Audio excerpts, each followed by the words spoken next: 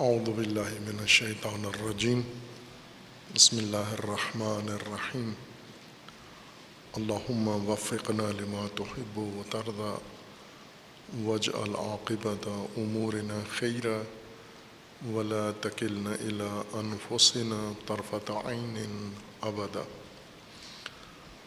رب ادخلنی مدخل صدق واخرجنی مخرج صدق واجعل لی من لدنک سلطانا نصیرا۔ تبیین سورہ مبارکہ فاتحہ، آیہ کریمہ مالک یوم الدین۔ تسلسل ہے، آغاز بسم اللہ الرحمن الرحیم، الوہیت اللہ اور اللہ کے نام سے ہوا ہے اس سورہ کا آغاز۔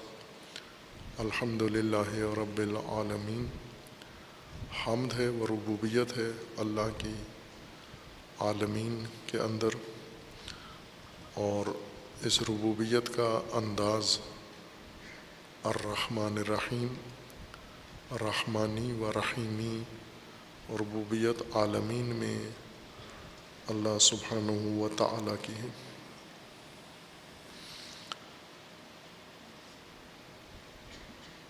اس کے بعد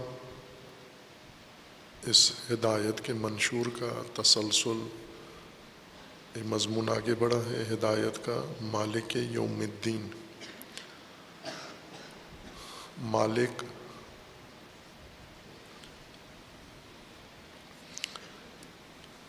ملک سے ہے، اور ملک سے مراد یہ ہے کہ، یا مالک سے مراد یہ ہے کہ احاطہ کامل کسی شے کے اوپر، اور اس کے اوپر اس طرح سے حاوی ہو جانا، اس کا مکمل اختیار اس حاوی یا محیط کو حاصل ہو، اور وہ اس شے پر جس پر حاوی ہے مالک اس میں تمام تصرفات بھی کر سکتا ہو، ہر طرح کا تصرف بھی اس میں اس کے لیے ممکن ہو۔ اس استیلاء اور اس احاطہ کو اور اختیار و تصرف کو عربی زبان میں مالکیت کہا جاتا ہے۔ یہ مالکیت حقیقی ہے اور اعتباری۔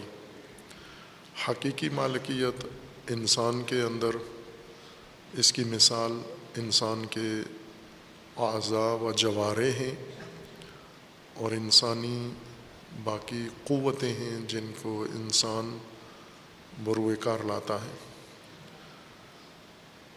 اس قسم کے احاطہ کے لیے، استیلاء کے لیے اور تصرف کے لیے ضروری ہے کہ مملوک مالک کے ساتھ قائم ہو، اس کا وجودی رابطہ اس مالک کے ساتھ اس طرح سے ہو کہ اگر مالک جس کے ساتھ اس کا تعلق ہے، جس کا اس پر احاطہ ہے، اگر وہ مالک موجود ہے تو یہ ملک بھی موجود ہو، اگر مالک موجود نہ ہوا تو ملک بھی موجود نہ ہو، ختم ہو جائے۔ اس کے وجود و بقا کا دار و مدار مالک کے اوپر ہے۔ انسانی صلاحیتیں، انسانی قوتیں اور انسانی اعضاء و جوارح اسی طرح سے انسان کے وجود کے ساتھ قائم ہیں۔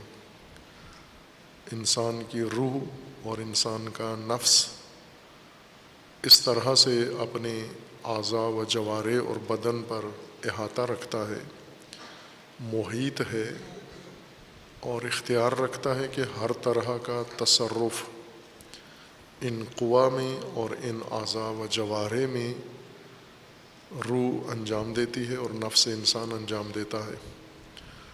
اور جب تک یہ نفس قائم ہے، یہ حقیقتیں، یہ قوتیں اور اعضاء و جوارح بھی قائم ہیں، اور اگر نفس ختم ہو جاتا ہے تو یہ قوتیں بھی اس کے خاتمہ کے ساتھ ختم ہو جاتی ہیں۔ یہ ملک حقیقی کی مثال ہے۔ اسی سے انسانوں نے مالکیت کا اعتباری اور فرضی مفہوم اخذ کیا ہے، جس میں مالک کا ملک کے اوپر، مملوک کے اوپر مکمل احاطہ نہیں ہوتا، وجودی ارتباط ان کا قائم نہیں ہوتا، اور دار و مدار ملک اور مملوک کے وجود اور بقا کا اس مالک کے ساتھ نہیں ہوتا، بلکہ کسی ایک منفعت کے لیے، کسی فائدے کے لیے یہ فائدہ اٹھا سکتا ہے دوسری شے سے، اس فائدہ کی خاطر ہم اسے مالک لحاظ کرتے ہیں، مالک فرض کر لیتے ہیں۔ حقیقی مالکیت کے جو ارکان ہیں، شرائط ہیں، وہ موجود نہیں ہیں، لیکن ہم اس مالکیت کے آثار میں سے ایک اثر یہاں پر مد نظر رکھ کر وہ منفعت اور فائدہ شے کا جو کوئی بھی اس سے حاصل کر سکتا ہے، کوئی بھی اٹھا سکتا ہے اس سے فائدہ، جیسے کپڑا ہے یا لباس ہے، یہ لباس کوئی شخص بھی اٹھا کر پہن سکتا ہے، اور اس کے جو فوائد ہیں، منفعتیں ہیں کپڑے کی، یہ کوئی بھی شخص حاصل کر سکتا ہے۔ اس کا اپنا ہو یہ کپڑا، کسی اور کا ہو یہ کپڑا، اس کو راستے میں پڑا ہوا مل جائے، کسی سے مستعار لے، مانگ کے لے، اس کپڑے کے اندر ایک عمومی انتفاع ہے، کپڑے کے اندر ایک فائدہ ہے، منفعت ہے، اور وہ مختص نہیں ہے کسی خاص فرد کے ساتھ، کوئی بھی یہ فائدہ اسے اٹھا سکتا ہے۔ انسان کی سماجی اجتماعی زندگی کو نظم دینے کے لیے یہ اشیاء جن کے اندر تصرف یعنی ان سے فائدہ اٹھانے، استفادہ کا جو پہلو ہے، یہ عمومیت رکھتا ہے، کوئی بھی یہ فائدہ ان اشیاء سے اٹھا سکتا ہے۔ جیسے مٹی ہے راستے کی، اس راستے پہ کوئی بھی شخص چل سکتا ہے، مٹی اٹھا سکتا ہے۔ پودا ہے، یہ پودا کوئی بھی توڑ سکتا ہے۔ پھل ہے، یہ پھل کوئی بھی توڑ کے کھا سکتا ہے۔ درخت ہے، لکڑیاں ہیں، یہ کوئی بھی شخص، ان کے اندر ایک عمومی فائدہ موجود ہے، عام فائدہ دوسروں کے لیے، اور کوئی بھی شخص یہ فائدہ ان چیزوں سے حاصل کر سکتا ہے۔ اب چونکہ انسان اجتماعی صورت میں زمین پر آباد ہے، رہ رہا ہے، تھوڑے انسان ہوں یا زیادہ انسان ہوں، اجتماعیت کے ساتھ رہتے ہیں، ایک اجتماعی زندگی گزارتے ہیں۔ اجتماعی زندگی سے مراد یہ نہیں ہے کہ اکٹھے قریب قریب رہتے ہیں، مکانی فاصلہ ان کا آپس میں قریب قریب ہے، اس کو اجتماعی زندگی کہتے ہیں، یہ نہیں ہے۔ اجتماعی زندگی سے مراد یہ ہے کہ انسان اپنی حیات جو اللہ تعالیٰ نے اس کو عطا کی ہے، اس حیات میں اس کا ایک پہلو انفرادی ہے، جس میں انسان کی اپنی ذاتی مصلحت، ذاتی منفعت، ذاتی سوچ، ذاتی ارادہ، ذاتی فعل یہ کار فرما ہے۔ اس کے ساتھ ہی انسان کی زندگی کا ایک پہلو ہے جس میں انسان کی ذات کے علاوہ دوسرے افراد کی ذات بھی اس زندگی کا حصہ ہے، اس حیات کا حصہ ہے۔ اس کی مثال ہم گھر میں لے سکتے ہیں۔ ایک گھرانہ، خاندان چند افراد سے تشکیل پاتا ہے۔ یہ چند افراد اس وجہ سے گھرانہ خاندان نہیں کہلاتے کہ ایک گھر میں یا ایک حویلی میں رہتے ہیں، چونکہ ایک کمرے میں رہنے کے لیے ہاسٹل میں انسان رہتے ہیں، جو قیام گاہوں میں، خوابگاہوں میں، یہ بھی اکٹھے رہتے ہیں، لیکن یہ خانوادہ نہیں ہے، خاندان نہیں ان کو کہہ سکتے ہم۔ چہ بسا خاندان سے زیادہ تعداد ان خوابگاہوں میں اور قیام گاہوں میں رہتے ہیں، یا جیسے ہوٹلوں میں رہتے ہیں، بسوں میں اکٹھے بیٹھ کے سفر کرتے ہیں، ٹرینوں میں سفر کرتے ہیں۔ یہاں پر ایک بڑی جمعیت یا تھوڑی جمعیت آپس میں قریب ہو کر مل کے ایک ہی کام کر رہے ہیں، ایک ہی استفادہ کر رہے ہیں، اس کے باوجود یہ بس میں بیٹھی ہوئی جمعیت، ٹرین میں بیٹھی ہوئی جمعیت، جہاز میں بیٹھا ہوا یہ مجمع، یا کسی انتظار گاہ میں بیٹھے ہوئے، یا بازار میں جو لوگ گھوم رہے ہیں، یہ خاندان نہیں کہلاتے۔ یہ کیوں خاندان نہیں کہلاتے؟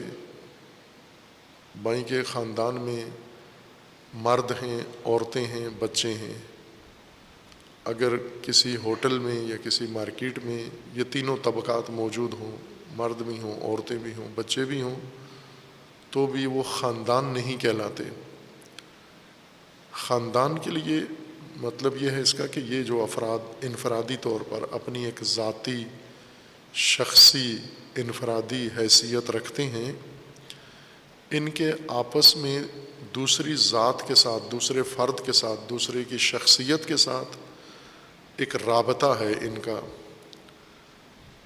ایک بڑا گہرا عمیق رابطہ ہے، ان کا نسبی رابطہ ہے، ایک دوسرا ان کا ایک خاندانی رابطہ ہے، تعلق ہے۔ مثلا یہ گھر میں رہنے والے یہ میاں بیوی ہیں، آپس میں یہ عورت و مرد، ایک خاص زوجیت کا تعلق ہے ان کا آپس میں۔ بچے ان کی اولاد ہیں، یہ ان کے والدین کہلاتے ہیں۔ یہ اولاد و والدیت کا رابطہ بھی ایک خاص انسانی رابطہ ہے جو ان کے اندر حقیقت رکھتا ہے، ایک حقیقی رابطہ ہے، فرضی رابطہ نہیں ہے۔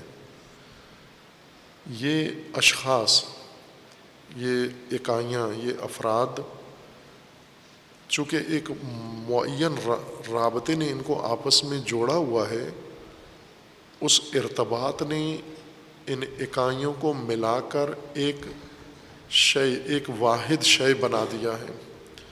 جس طرح انسان کے اعضاء و جوارح متعدد ہیں، انسان میں سر ہے، گردن ہے، سینہ ہے، بازو ہیں، پاؤں ہیں، یا اسی طرح اعضاء و جوارح میں جائیں تو بہت ساری چیزیں تفصیل ہے، لیکن یہ ساری تفصیل اپنی انفرادی پہچان، انفرادی وجود، انفرادی تشخص رکھنے کے علاوہ آپس میں ایک وجودی رابطے سے منسلک بھی ہیں۔ ایک تعلق اس طرح کا ہے کہ ایک دوسرے سے مل کر یہ ایک شے، ایک حقیقت کو تشکیل دیتے ہیں، اور اس حقیقت کا نام ہے بدن، جسم۔ جسم ان ساری تفصیلات سے، ترکیبات سے مل کر بنا ہے۔ ریت کا ڈھیر یا اینٹوں کا ڈھیر یہ جسم نہیں کہلاتا، چونکہ وہ صرف ایک دوسرے کے قریب قریب پڑی ہوئی ہیں، لیکن ان کا آپس میں کوئی وجودی تعلق نہیں ہے۔ اور یہ ریت کا ڈھیر یا اینٹیں یہ مل کر ایک حقیقت واحد، ایک تیسری حقیقت، ایک علیحدہ حقیقت تشکیل نہیں دیتے۔ اجتماعیت یہاں پیدا ہوتی ہے کہ جہاں چند چیزیں الگ الگ اپنی حیثیت رکھتی ہوں، انسان جیسے افراد الگ اپنی شناخت، پہچان، تشخص رکھتے ہوں، لیکن ان کے اندر ایک ایسا پہلو ہے جس سے یہ ایک دوسرے سے منسلک ہیں، ایک دوسرے سے تعلق رکھتے ہیں، ایک دوسرے کے ساتھ گہرا ربط ہے ان کا۔ اس رابطے نے ان سب کو ملا کر ایک حقیقت دیگر، ان کے علاوہ ایک حقیقت دیگر بھی ایجاد کی ہے اس رابطے نے۔ مثلا ہم یوں لحاظ کریں کہ ایک گھر میں اگر 5 افراد کا خاندان ہے، یہ 5 افراد اس گھر میں ذاتی حیثیت سے 5 افراد ہیں، لیکن ان 5 کے علاوہ ایک چھٹی حقیقت بھی یہاں پائی جاتی ہے، وہ خاندان ہے۔ وہ خاندان بھی حقیقتاً اس گھر میں مقیم ہے، لیکن یہ خاندان ان 5 افراد کے ملنے سے تشکیل پاتا ہے۔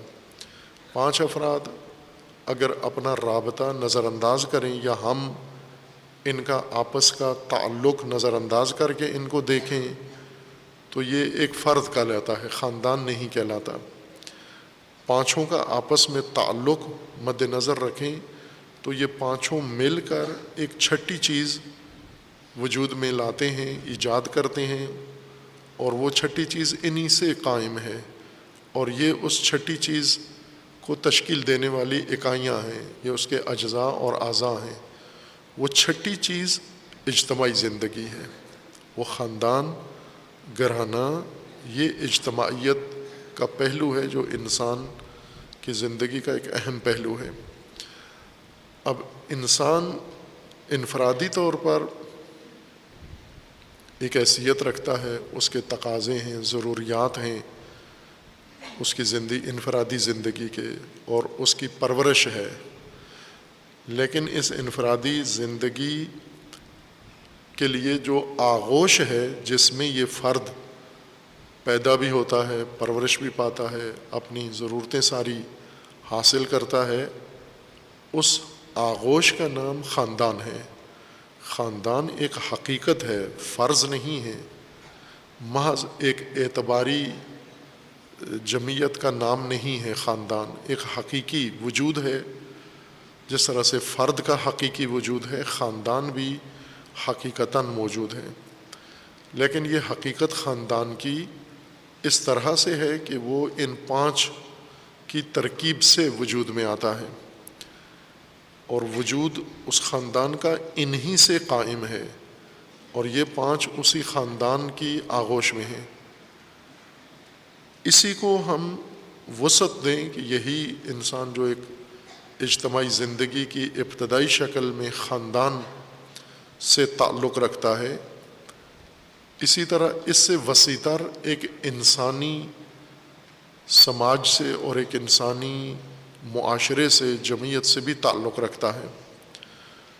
جیسے ہم قوم کہہ لیں یا قبیلہ، یہ قوم و قبیلہ بھی خاندان کی طرح ایک حقیقت ہے، یعنی انسان دوسرے انسانوں سے مل کر، دوسرے انسانوں کے لیے ضروری نہیں ہے کہ ان کے ساتھ اس کا نسبی رشتہ ہو، دوسرے انسانوں کے ساتھ مل کر ایک اور بڑی حقیقت تشکیل دیتا ہے، ایک مرکب اور ترکیبی بڑا وجود ان اکائیوں سے مل کر بنتا ہے، جسے ہم قرآن کی اصطلاح میں امت کہتے ہیں، یا عام عرف میں قوم کہتے ہیں، اور جامعہ شناسی سوشیالوجی کی اصطلاح میں جس کو معاشرہ یا سماج کہتے ہیں۔ یہ ایک حقیقت رکھتا ہے، اس کا وجود حقیقی ہے، اور انسان اس سماج کی آغوش میں اپنی انفرادی ساری ضرورتیں حاصل کرتا ہے، جس حیثیت سے بھی ہو۔ یہ سماج ہے جو اسے پرورش کرتا ہے، سماج اسے پالتا ہے، سماج اسے حفاظت کرتا ہے، سماج اس کی ضروریات پوری کرتا ہے۔ سماجی پہلو زندگی کا انسان کی حیات میں اہم اور مرکزی پہلو ہے۔ اب چونکہ ایک اجتماعیت ہے، اور دوسری طرف ہم دیکھیں وسائل ہیں انسان کی زندگی کے لیے۔ اللہ تعالیٰ نے انسان کی پرورش کے لیے زمین کے اندر وسائل ایجاد کیے ہیں، بلکہ زمین کو انسانی ضرورتوں اور انسانی ضروری وسائل سے بھر دیا ہے۔ مکمل طور پر زمین میں اس سے زیادہ اور گنجائش نہیں ہے. جتنی گنجائش تھی اتنے وسائل اللہ تعالیٰ نے زمین کے اندر رکھ دیے ہیں، اور یہ سب انسانی زندگی کی ضرورت کے وسائل ہیں، اجتماعی زندگی کے اور انفرادی زندگی کے. چونکہ پوری زمین وسائل کا نام ہے اور انسان ان وسائل کا محتاج ہے، انسان کی زندگی ان وسائل پر انحصار کرتی ہے. جیسے انسان کی خوراک ہے، غذا ہے، زمین سے غذا پیدا ہوتی ہے انسان کے لیے، اور سب انسانوں کی ضرورت ہے یہ غذا، اور انسان اس غذا کے محتاج ہیں. یہاں پر تمام انسان اس تمام غذا کے خواہاں ہیں. زمین کے اوپر جتنی غذا پیدا ہوتی ہے ہر انسان یا ہر طبقہ اس سب کا خواہاں ہے. اگر یہاں انہیں آزاد چھوڑ دیا جائے، جیسے جانور ہیں جنگل میں، جنگل وسائل کا نام ہے، اور جنگل میں جانور ہیں، جنگلی جانور ہیں، حیات جنگل، اور جنگل میں ان کی ساری ضرورتیں ہیں. جنگلی جانور آزاد ہیں، جنگل وسائل حیات سے بھرا ہوا ہے جنگلی حیات کے لیے، اور جنگلی جانور آزادی کے ساتھ اس جنگل سے استفادہ کر رہے ہیں. وہاں پر جنگل کے جانور جنگل کے مالک نہیں ہوتے، ہر چند وہ زور آزمائی کرتے ہیں، زوروری کرتے ہیں، ضعیفوں کو یا بھگا دیتے ہیں یا انہیں شکار کر لیتے ہیں، یہ ایک علیحدہ موضوع ہے. لیکن جنگل میں جتنے وسائل ہیں جنگلی حیوانات کے لیے، اس میں جنگلی حیات کا کوئی شے مالک نہیں ہے. مثلا ہاتھی مالک نہیں ہے، عظیم الجثہ ہے، بڑا ہے، جنگل میں ہے، لیکن جنگل کا مالک نہیں ہے. یہ جنگل اس کے لیے بھی ہے، سارا جنگل، اور یہ سارا جنگل دوسرے حیوانات کے لیے بھی ہے. لہٰذا اپنی اپنی ضرورت اور تقاضے کے مطابق وہ اس سے استفادہ کرتے ہیں. ہو بہو اسی طرح جیسے جنگل وسائل سے مالا مال ہے، بھرا ہوا ہے، اٹا ہوا ہے، اور جنگل جانوروں سے بھی بھرا ہوا ہے. یہ سارے جانور اس سارے جنگل سے فائدہ اٹھاتے ہیں اپنی اپنی ضرورت کے مطابق، اور کوئی جانور اس جنگل میں کسی چیز کا مالک نہیں ہے، صرف استفادہ کرے. انسان بھی اسی طرح زمین کے اوپر جتنی زمین ہے، جنگل سمیت اور جنگلی جانوروں سمیت، یہ انسان کی زندگی کے وسائل اور خوراک میں شمار ہوتے ہیں.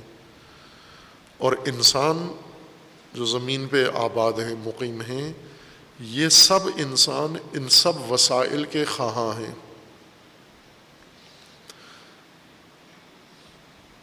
لیکن انسان کے لیے یہاں پر ایک قانون یہ بنایا گیا ہے کہ انسان اس زمین کو آپس میں تقسیم کریں گے. اس سے استفادہ کرنے کے لیے، اس میں تصرف کرنے کے لیے، اپنی ضروریات اس زمین سے فراہم کرنے کے لیے زمین پر اپنا حق اور زمین پہ اپنا استحقاق تقسیم کریں گے.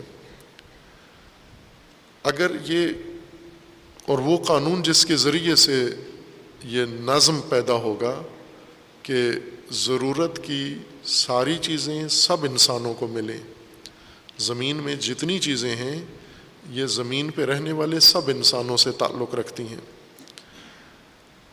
لیکن اگر انسانوں کو ضابطہ بنا کر، قانون بنا کر اس استفادے کے لیے نہ آمادہ کریں تو انسان ان وسائل پہ قبضے، ان وسائل کو ہتھیانے اور ان وسائل پر مسلط ہونے کے لیے انسان کو نابود کر دیں گے.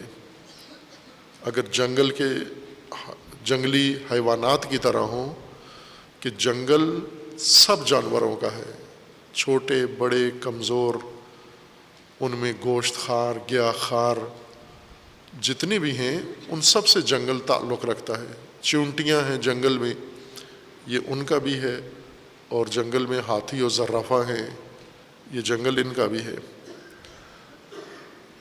اور تقسیم شدہ نہیں ہے کہ یہ علاقہ چونٹیوں کا ہے، یہ علاقہ زرافہ کا ہے، یہ علاقہ ہاتھی کا ہے، یہ شیر کا ہے، یہ بھیڑیے کا ہے، یہ زیبرا کا ہے۔ ہزاروں انواع، لاکھوں انواع جنگل میں جانوروں کی رہتی ہیں، اور جنگل میں کروڑوں وسائل موجود ہیں ان کی خوراک، لیکن یہ سب اپنی اپنی ضرورت کے مطابق اس سے فائدہ اٹھاتے ہیں۔ قبضہ کوئی جانور زمین پر نہیں کرتا، جنگل پر قبضہ نہیں کرتا۔ اب یہ جو انسانی کہانیاں بنی ہوئی ہیں، داستانیں ہیں کہ جنگل شیر جنگل کا بادشاہ ہے، یہ انسانی تصورات ہیں، اختراعات ہیں، ورنہ نہ شیر کے ذہن میں یہ تصور ہے کہ میں بادشاہ ہوں، اور نہ ہی کسی اور جانور کے ذہن میں ہے کہ یہ ہمارا سلطان ہے یا بادشاہ ہے۔ یہ کہانی انسان نے بنائی ہے، انسان نے شیر کو یہ حیثیت جنگل میں بادشاہ والی عطا کی ہے۔ جنگل میں بادشاہت نہیں ہے، جنگل میں رعایا نہیں ہے، جنگل میں حکومت نہیں ہے، جنگل میں قانون نہیں ہے، جنگل میں پارلیمان نہیں ہے، جنگل میں عدالتیں نہیں ہیں، جنگل میں جرائم نہیں ہیں، جنگل میں کچھ بھی نہیں ہے، جنگلی حیات ہے۔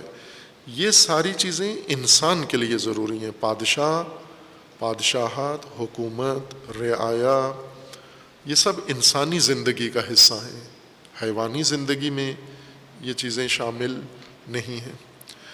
کیوں انسان کو کہا گیا ہے کہ یہ بانٹ کے کھائے، یہ دوسروں کا حصہ چھوڑ کے اپنی ضرورت زمین سے حاصل کرے؟ اس لیے کہ انسان کے اندر جو ہوس ہے، خواہش ہے، وہ خواہش سلطہ، عربی میں اس کو کہتے ہیں تسلط، قبضہ۔ اس کے اندر یہ اندرونی خواہش ہے، ارادی طور پر انسان ضرورت پر اکتفا نہیں کرتا، بلکہ جتنی موجودیت ہے، جو بھی شے موجود ہے، اس سب کو ہتھیانا، اس سب پہ قبضہ کرنا، اس سب پہ مسلط ہونا، اس سب کو اپنے کنٹرول میں، اختیار میں لینا، یہ ہر انسان کی اندرونی خواہش ہے، طبیعی خواہش ہے انسان کے اندر یہ۔ اب ہر انسان پوری زمین مانگتا ہے، بانٹ کے نہیں کہ آدھی میری ہو آدھی دوسروں کی ہو۔ ہر انسان کو اگر جنگل کی طرح آزاد چھوڑ دیا جائے تو ہر انسان ہر چیز کو ہتھیانا چاہتا ہے۔ اس لیے انسانوں کے اندر ایک قانون اور ضابطہ ہے جو خود انسانوں نے بھی اس کو اپنایا ہوا ہے، خواہ مذہبی لوگ ہوں، غیر مذہبی لوگ ہوں، کسی بھی دین سے تعلق رکھتے ہوں، قدیم انسانی نسل ہو، موجودہ انسانی نسل ہو، اور یہ ہزاروں سال سے انسان جو زمین پر مقیم ہے، اس کی ہر نسل کے اندر یہ قانون ضروری ہے، حدود ضروری ہیں۔ چونکہ اگر انسان میں ارادہ نہ ہوتا، شعور نہ ہوتا، خواہش نہ ہوتی، ہوس نہ ہوتی، تو یہ جانوروں کی طرح بالکل بغیر کسی نظم و نظام کے، بغیر قانون کے، بغیر آئین کے، بغیر حکومت کے، بغیر بادشاہت کے، ہر جانور اپنی طور پر زندگی گزار رہا ہوتا۔ جنگل میں کیوں قانون نہیں ہے؟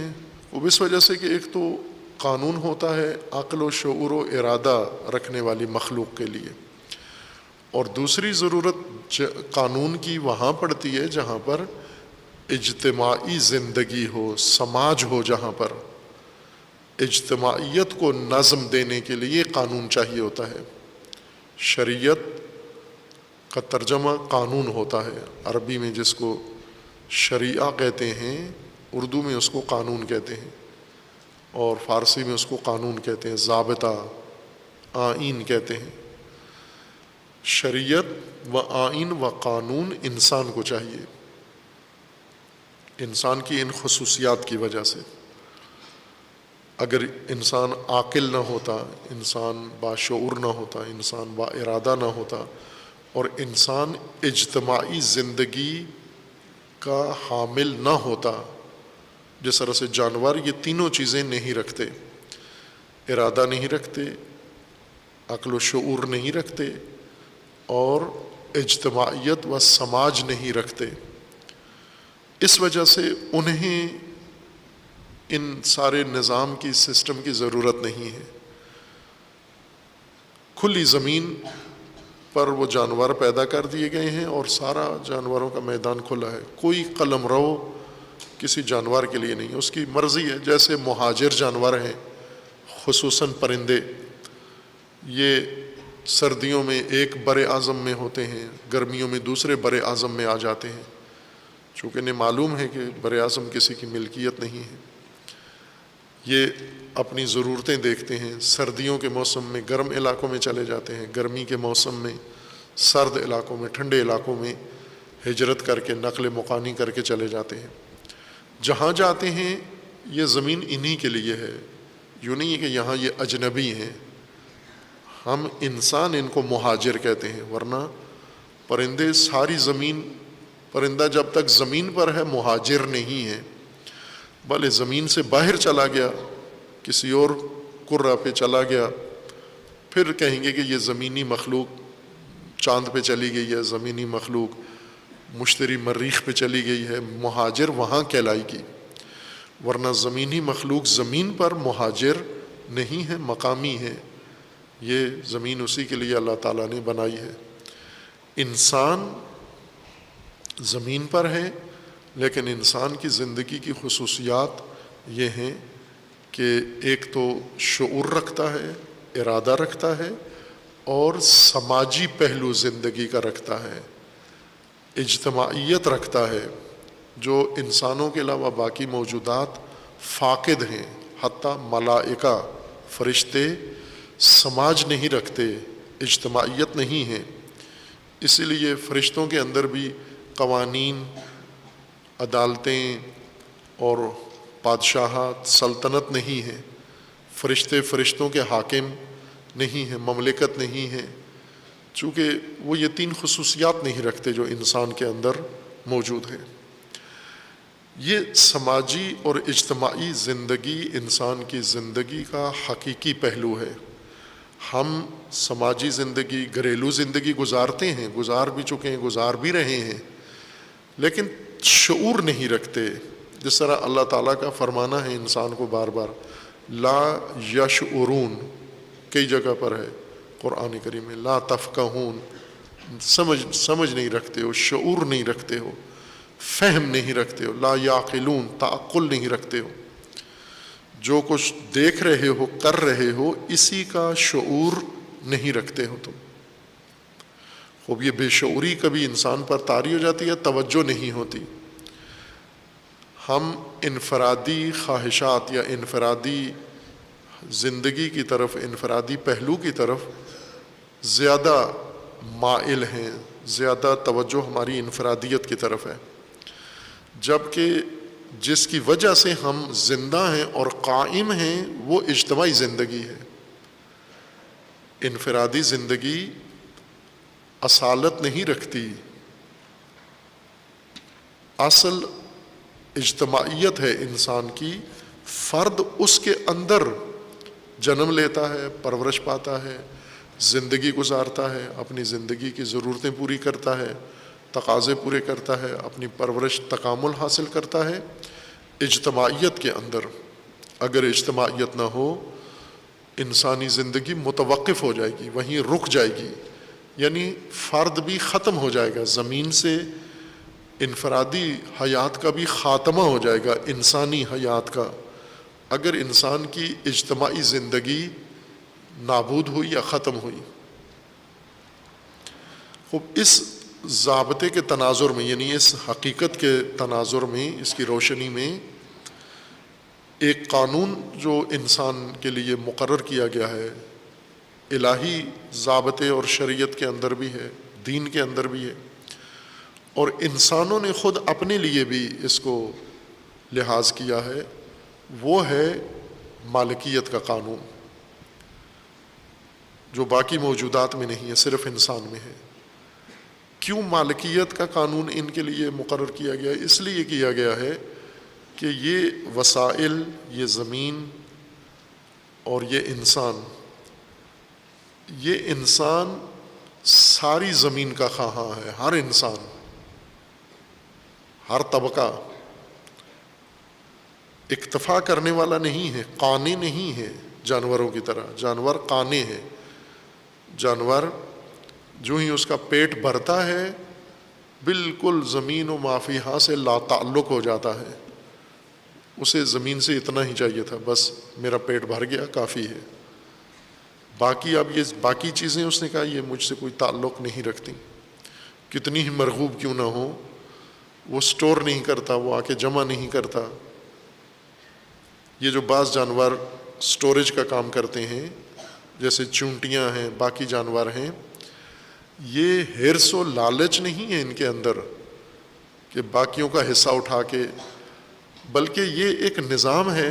اللہ تعالیٰ نے زمین کا بہت ہی خوبصورت نظام بنایا ہے، حیاتی نظام، حیاتیات سے تعلق رکھنے والا۔ یہ دراصل اس زمین کی بقا کے لیے یہ سارے موجودات اپنا اپنا کام کر رہی ہیں۔ ہماری نظر میں دیمک غلط چیز ہے، نقصان پہنچانے والی ہے۔ ہم کھڑکیاں، دروازے، الماریاں بناتے ہیں، کتابیں، دیمک آ کے چاٹ جاتی ہے۔ دیمک کا کام کتابیں چاٹنا نہیں ہے، دیمک کا کام اس زمین کے اندر اپنا ایک رول ادا کرنا ہے کہ جن گرم علاقوں کے اندر دیمک پیدا ہوتی ہے تو اس نے وہ جتنا غیر ضروری زمین کے اوپر ڈھیر ہے، کچرا جمع ہوتا ہے، یہ سارا کچرا اس نے ڈسپوز کرنا ہوتا ہے، ورنہ زمین قابل نہیں رہے گی رہائش کے۔ یہ میونسپل شعبہ ہے، اللہ تعالیٰ نے بنایا ہے پوری زمین کے اوپر۔ جہاں جنگلات ہیں وہاں یہ موجود ہے۔ اسی طرح چیونٹی، یہ بھی ایک میونسپلٹی ہے جو زمین کے اوپر اللہ تعالیٰ نے ایجاد کی ہے، ایک برانچ ہے جس کا کام صفائی ہے، تصفیہ ہے، یعنی زمین کا جو حیاتیاتی نظام ہے اس میں توازن قائم رکھنا ہے اس نے۔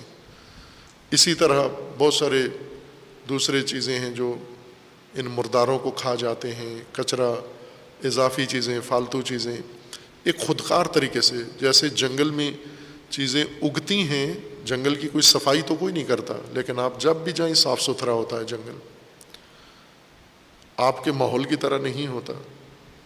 جب بھی جنگل جائیں صاف ستھرا ملے گا۔ کون کرتا ہے صفائی اس کی؟ یہ اللہ تعالیٰ کا بنایا ہوا نظام ہے۔ کچھ صفائی پرندے کر دیتے ہیں، کچھ صفائی حشرے کر دیتے ہیں، کچھ صفائی یہ کیڑے مکوڑے کر دیتے ہیں، کچھ صفائی یہ چونٹیاں دیمک کر دیتی ہیں۔ ہمیشہ جنگل صاف ستھرا آپ کو ملے گا، گندا نہیں ہوگا وہ۔ یہ پتے اتنے گرتے ہیں جنگلوں کے اندر، اگر یہ 100 سال کے پتے جمع کریں تو جنگل ختم ہی ہو جائے گا، سارے پتے ہی پتے ہوں گے، درخت کوئی نہیں ہوگا وہاں۔ لیکن 100 سال جنگل کے پتے گرتے ہیں، ان پتوں کے اس میں دبتا نہیں ہے، جنگل ختم نہیں ہوتا، نہ زمین کی سطح بلند ہوتی ہے، پتا چڑھتا جائے۔ اگر 100 سال ایک ایک پتا بھی اوپر رکھتے جائیں تو کہاں ڈھیر جا پہنچتا، ابھی ہمالیہ سے بڑا پہاڑ پتوں کا ہو جاتا۔ لیکن یہ پتے آپ دوسرے موسم میں جا کر دیکھیں نظر نہیں آتے آپ کو۔ اسی طرح یہ گھاس بھوسا، یہ بوٹیاں جو اگتی ہیں، بہت خوبصورت نظام ہے اللہ تعالیٰ کا۔ زمین کا حد درجہ زیبا اور حسین و جمیل نظام ہے۔ اگر انسان میں شعور آ جائے، فہم آ جائے اور اس نظام کو سمجھنا شروع کر دے، قدم قدم پہ انسان کے لیے حمد و شکر کا مقام ہے اور سجدے کا مقام ہے۔ یہ زیبائی اگر انسان سمجھنا شروع کر دے، درک کرنا شروع کر دے، نافہمی انسان کی ختم ہو، جہالت ختم ہو۔ باشعور بنایا ہے لیکن شعور سے فائدہ نہیں اٹھاتا، شعور کو ہوا و ہوس کی مد میں استعمال کرتا ہے، شعور کو خواہشات شہوات کے لیے استعمال کرتا ہے، اپنی حیات کے لیے بنیاد قرار نہیں دیتا۔ انسان کے اندر یہ تسلط، سلطے کی خواہش ہے، غرائز جو انسان میں شناخت کیے گئے ہیں، جیسے حواس ہیں۔ پرانے قدیم ماہرین علم انسان شناسی، انہوں نے انسان کے لیے 5 حصے کشف کیے ہیں، اور ابھی تک ہم نے اسی پر اکتفا کیا ہوا ہے کہ حواس 5 ہیں۔ اس کا مطلب یہ ہے کہ علم انسان شناسی اس نے آگے ترقی نہیں کی، یا انسان شناسی میں یہ بیان کیا گیا تھا قدیم انسان شناسی میں کہ انسان کے اندر 14 غریزیں ہیں۔ 14 غریزیں تو نہیں ہیں، انسان کے اندر متعدد غریزیں ہیں، لیکن پہلے جو علماء تھے انہوں نے دقت کر کے انسان کے اندر یہ غریزے کشف کیے تھے۔ ان میں سے ایک غریزہ انسان کے اندر غریزہ تسلط ہے، سلطہ، قبضہ، حاوی ہونا، ہر چیز پر حاوی ہونا۔ یہ ہر انسان کے اندر ہے۔ جو نہیں کر رہے یہ کام اندر خواہش ہونے کے باوجود، وہ 2 وجوہات سے ہیں، یا وہ قانون کے پابند ہیں، منظم ہیں، شعور رکھتے ہیں، شعور رکاوٹ ہے اور قانون کی پابندی کی وجہ سے یہ کام نہیں کرتے، یا پھر کمزوری کی وجہ سے نہیں کرتے، ضعیف ہیں، کرنا چاہتے ہیں لیکن کر نہیں سکتے، ان کے پاس طاقت نہیں ہے اتنی، اور سامنے رکاوٹیں زیادہ سمجھتے ہیں۔ ورنہ ہر انسان ہر ایک کا خواہاں ہے، ہر چیز کا خواہاں ہے۔ اس کو منظم کرنے کے لیے کہ اس غریزہ سلطہ کی وجہ سے انسان کو نابود نہ کرے، انسانوں کے لیے قانون ہے، اور اس قانون میں ایک بہت ہی بنیادی قانون مالکیت کا ہے کہ ان وسائل پر انسان کی مالکیت ثابت کی جائے، یا ان مالکیت کا حق ان کو دیا جائے۔ کس حد تک مالکیت کا حق؟ ان کے وجود کی مالکیت نہیں ہے، ان کے فائدے کی مالکیت، انتفاع کی مالکیت، نفع کی مالکیت۔ جیسے آپ کرائے کے گھر میں رہتے ہیں، ماہانہ کرایہ دیتے ہیں، یہ معاوضہ دیتے ہیں، 2 چیز آپ معاوضہ دیتے ہیں، اس کے بدلے میں آپ کسی چیز کے مالک بنتے ہیں۔ آپ ماہانہ کرایہ مالک مکان کو دیتے ہیں، وہ کرائے کا پیسے کا مالک بن جاتا ہے۔ اس کے بدلے میں آپ کس چیز کے مالک ہیں؟ آپ اس مکان کے مالک نہیں ہیں، زمین کے مالک نہیں ہیں، عمارت کے مالک نہیں ہیں، اس عمارت کے اندر موجود فائدے کے مالک بنائے ہیں آپ نے۔ انتفاع آپ کی ملکیت فرض کی گئی ہے اس پر بھی۔ بس انسان کی مالکیت زمین کے وسائل کے اوپر اس کی وجودی مالکیت نہیں ہے، ان اشیاء کی عینیت کا مالک نہیں ہوتا انسان۔ اس لیے زمین کی عینیت کو نہیں چھیڑ سکتا، جو ابھی کر رہا ہے۔ عین وہ حقیقت، خارج از ذہن حقیقت کو عین کہتے ہیں، اصطلاح ہے۔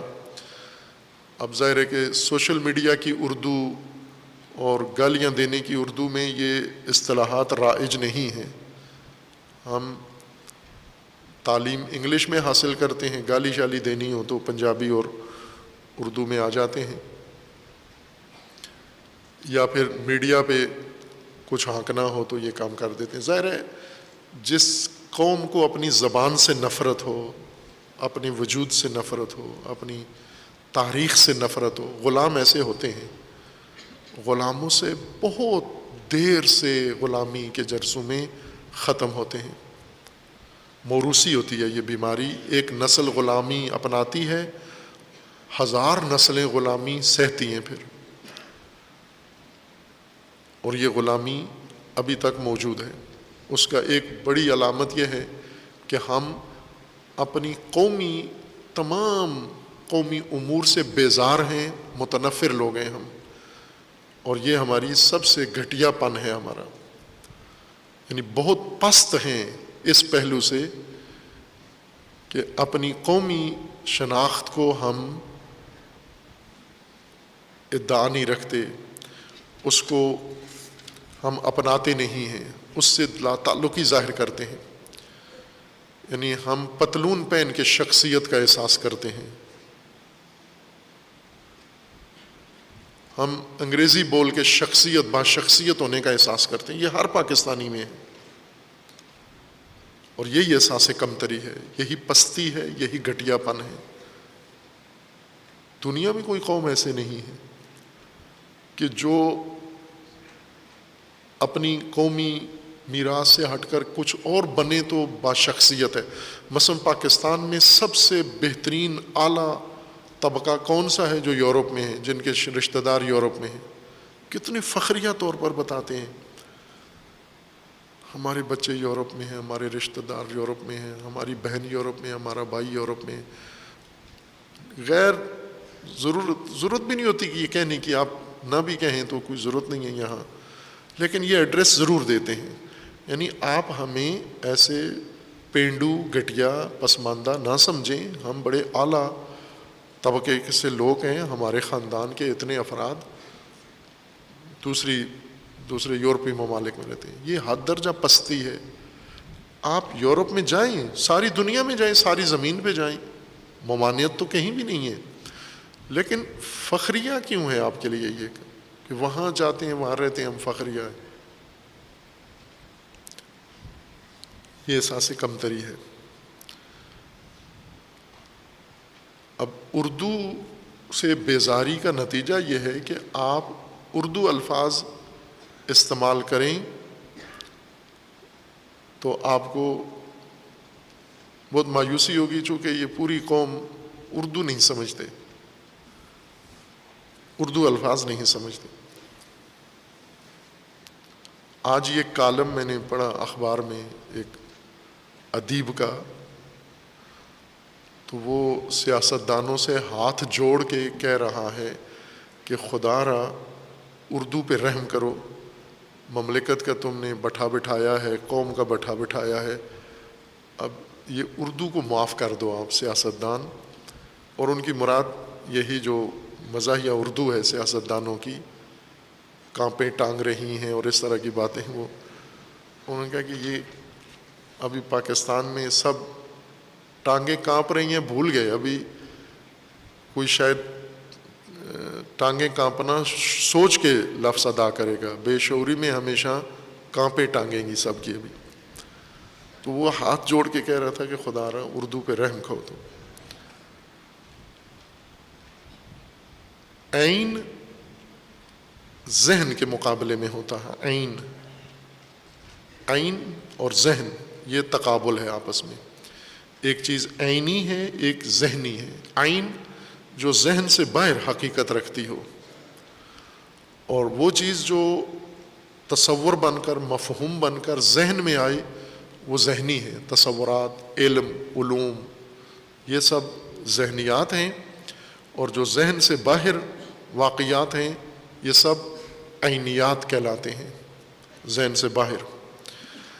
زمین کی جو عینی حیثیت ہے، یعنی ذہن سے باہر جو حقیقت ہے زمین، اس کا کوئی مالک نہیں ہے، یہ اللہ کی ملکیت میں ہے، اس کا صرف اللہ مالک ہے۔ عین کا مالک اللہ ہے۔ انتفاع کی مالکیت فرض کی گئی ہے تمہارے لیے، فائدے اور منفعت انسان کو گنجائش دی گئی ہے، اجازت دی گئی ہے کہ آپ زمین کے وسائل کے فائدوں کو مالک بن سکتے ہو، لیکن تمہاری مالکیت بھی حقیقی نہیں ہے، اعتباری اور فرضی ہے۔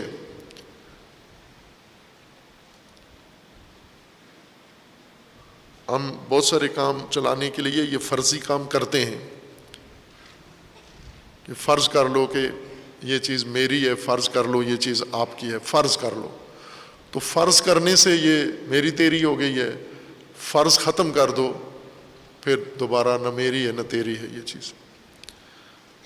اور یہ بنیادی نقطہ ہے کہ انسان عینیت کا مالک نہیں ہے، کسی زمین پر موجود کسی آئین کا، کسی حقیقت خارجی کا مالک نہیں ہو سکتا انسان، چونکہ مالک ہونے کے لیے اس حقیقت کا انسان سے قیام وجودی ضروری ہے۔ جبکہ ہم دیکھتے ہیں کہ جن چیزوں کا انسان مالک بنتا ہے، انسان مر جاتا ہے، وہ چیزیں اسی طرح قائم رہتی ہیں۔ یہ زمینیں جن کے انسان مالک بنے ہوئے ہیں، یہ زمینیں ہزاروں سال سے موجود ہیں، اور انسان کی ہزاروں نسلیں مالکین سارے مر گئے ہیں۔ بس آپ کی ملکیت ہوتی تو آپ کے جانے سے یہ بھی ختم ہو جاتی، جیسے آپ کے جانے سے آپ کی بینائی ختم ہو گئی، آپ کی موت سے آپ کی آنکھیں بھی مر گئیں، آپ کے کان بھی مر گئے، آپ کے حواس بھی مر گئے، آپ کا ذہن بھی مر گیا، ہر چیز مر گئی آپ کے مرنے سے۔ مالک کے مرنے سے ملکیت خود ہی مر جاتی ہے، لیکن اگر مالک مر جائے ملک باقی ہو، یہ دلیل ہے کہ یہ اس کی ملکیت ہی نہیں تھی۔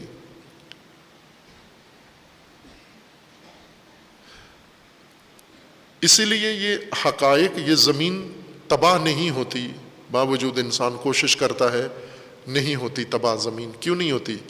چونکہ زمین کا مالک اللہ ہے، زمین کا وجودی تعلق اللہ کی ذات کے ساتھ ہے، اور اللہ حی لا یموت، اللہ کو تو ختم نہیں ہونا۔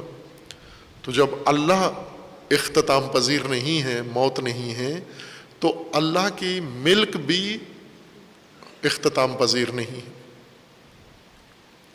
قیامت کا مطلب بھی یہ بالکل خاتمہ نہیں ہے، چھٹی، زیرو، سب زیرو۔ ہم قیامت کا مطلب ہی یہ سمجھتے ہیں کہ یہ سب کچھ ختم ہو کے پھر زیرو ہو جائے گا، نہ۔ قیامت کا مطلب ہوتا ہے انتقال، یعنی ایک نسل اپنا دنیاوی زمانہ طے کر کے اپنے اخروی مرحلے میں داخل ہو گئی ہے، اور یہ ایک مسلسل، ایک تسلسل ہے، ایک تسلسل کے ساتھ انسان بھی اور کائنات کے، چونکہ یہ ساری وجود، یہ نظام ہستی، یہ اللہ کی ذات سے قائم ہے، اللہ کی ذات نے اس کو وجود دیا ہے۔ تو یہ کب تک ہے؟ جب تک اللہ ہے، اور اللہ کے لیے کوئی حد نہیں ہے، ازلی و ابدی ہے، سرمدی ہے۔ صرف یہ جس طرح ہم دیکھتے ہیں اس سرزمین پر رہنے والے وہ قبروں میں پہنچ گئے ہیں، یہ نسل موجود ہے، یہ نسل تدریجاً اپنی اپنی باری پہ سب قبروں میں چلے جائیں گے، ان کی جگہ دوسری نسل آ جائے گی۔ وہ اپنی آخرت میں پہنچ رہے ہیں، یہ قدم رکھا ہے، یہ مثلا دادا آخرت میں چلا گیا ہے، پوتا ابھی پیدا ہوا ہے، ایک توازن قائم ہے، تسلسل ایک قائم ہے، یہ تسلسل جاری رہے گا، کیونکہ یہ اللہ کی ذات سے مربوط ہے۔ یہ ختم کب ہوگا؟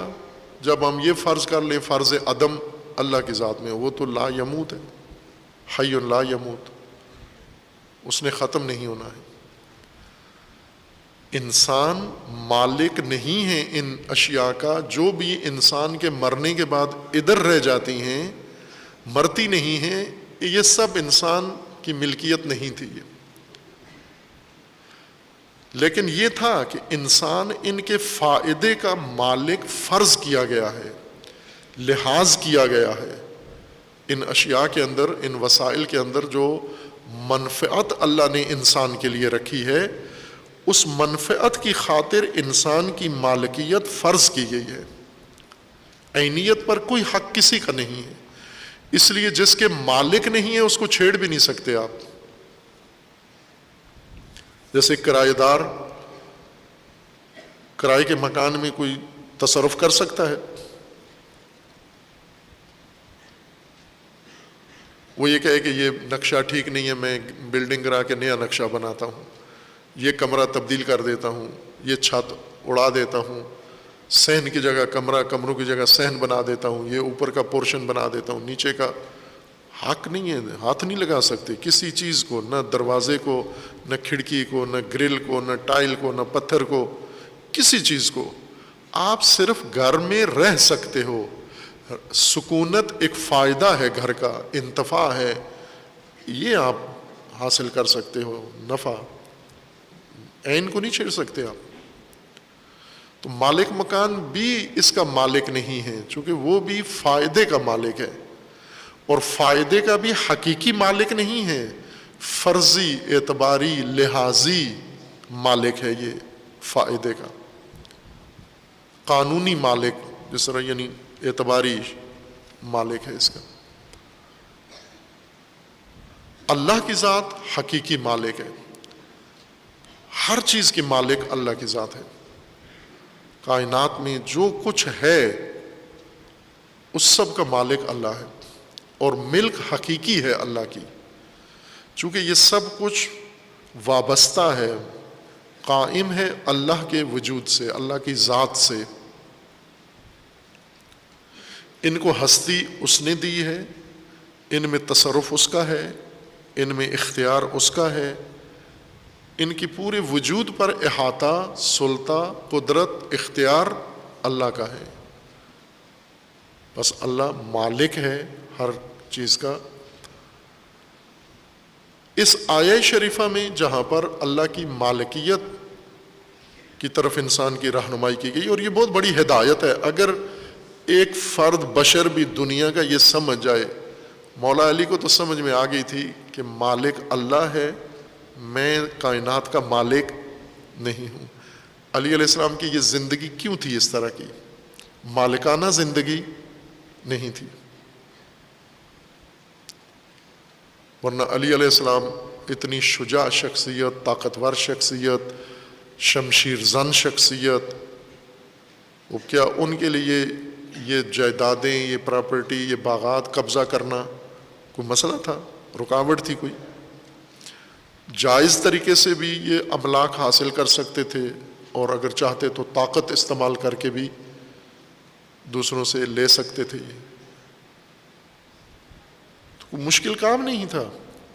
لیکن دوسری طرف سے مشکل یہ تھی کہ یہ جس پر میں نے تسلط قائم کرنا ہے، اپنی اور اپنی اولاد کے لیے جو پراپرٹی بنانی ہے، میں تو مالک نہیں ہوں اس کا، مالک اللہ ہے، مجھے اس سے انتفاع کا حق دیا گیا ہے، نفع اٹھانے کا، فائدہ جو اس کے اندر میری ذات کے لیے، میرے خاندان کے لیے، میری زندگی کے لیے جو فائدہ ان وسائل کے اندر اللہ تعالیٰ نے مقرر کیا ہے، رکھا ہے، میں اسی حد تک مجاز ہوں اس سے وہ فائدہ اٹھانے کا، اس سے آگے تصرف ناجائز غاصبانہ تصرف ہو جائے گا۔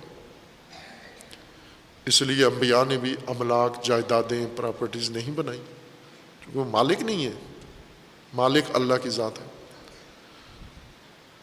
یہ تو طاغوتی نظام ہے۔ طغیان یہ ہے کہ آپ جس کے مالک نہیں ہیں اس کے مالک بن بیٹھیں، اور جو اللہ کی ملکیت ہے اسے اپنی ملکیت سمجھ لیں، اور پھر انسانوں کا جس پر حق ہے فائدہ اٹھانے کا وہ بھی سارا کچھ ان سے چھین لیں، انتفاع کے حق سے بھی انسانوں کو محروم کر دیں، فائدہ بھی انسانوں کو نہ اٹھانے دیں۔ یہ طغیان ہے، یہ طاغوتیت ہے، یہ عبدیت نہیں ہے۔ نماز پڑھ کے زمینوں پہ قبضے کریں، روزہ رکھ کے زمینوں پہ قبضے کریں، زیارتیں کر کے حج کر کے زمینوں پہ قبضے کریں، یا بغیر حج کے کریں، دونوں طغیان ہیں۔ ایک مقدس طغیان ہے، ایک نامقدس طغیان ہے۔ چونکہ آپ نماز پڑھ کے، صلواتیں پڑھ کے قبضے کریں، تقدس کا رنگ بھی دے دیا نا آپ نے، جس طرح مسجدوں کے نام پر زمینوں پہ قبضے کر رہے ہیں، مقدس قبضہ ہے یہ۔